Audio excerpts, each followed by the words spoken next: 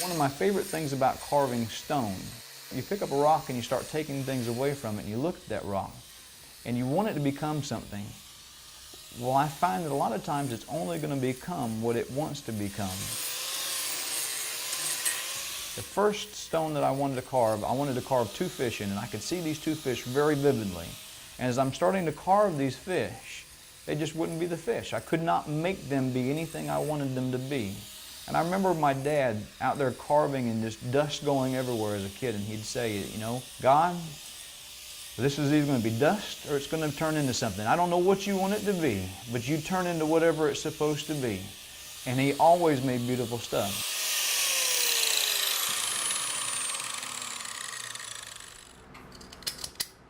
Started doing glass, I was probably 23. Doing artwork all my life, but glass. Did it as a hobby for a couple of years. And then as I did it, I realized that, you know, there is some skill, there's some talent that God has given me to be able to move the glass around. And I started seeing the way people would react to it, because it was something that the pieces I was making was stuff that you just didn't find everywhere. All the artwork, all the skills that I have with doing this glass, with doing stone, with painting, or whatever it is a God-given talent. It's not mine. He just let me borrow it.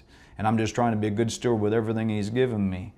And that's one of the reasons why He's called me to be a pastor, to shepherd His people, to lead His people, to guide His people, to help them receive that forgiveness, that restoration, and all those wonderful things, because life is such a blessing.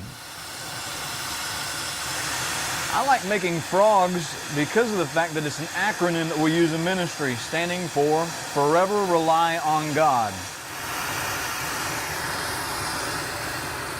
Not too long ago, I had a young little boy. He's definitely a cancer patient, had no hair on his head whatsoever. Mom and Dad came over to the booth, and the child picked up one of my pieces. It happened to be a sea turtle pendant that had a cross on its back. And the little boy wanted it, and Mom and Dad wanted the piece as well, because they want to make sure that the kid gets what he wants, I'm sure, because they love their child. And they just had this real downtrodden look, and they were feeling really sad, and things just weren't right. And as I'm putting the necklace on it and getting it together, the Lord spoke to me. He said, Jason, He goes, this one is on the house. Well, the awesome thing is about 2 weeks later, they came back with a testimony that the little boy's cancer is in remission. And they made sure they came all the way down to the market just to tell me that he hasn't let go of the piece, he hasn't put it down, and he carries it everywhere he goes. Every single thing that I make out of glass is kind of like a fingerprint or a snowflake. They're all different. No two will ever be exactly the same. So everybody has a unique piece of artwork that they can enjoy the rest of their lives.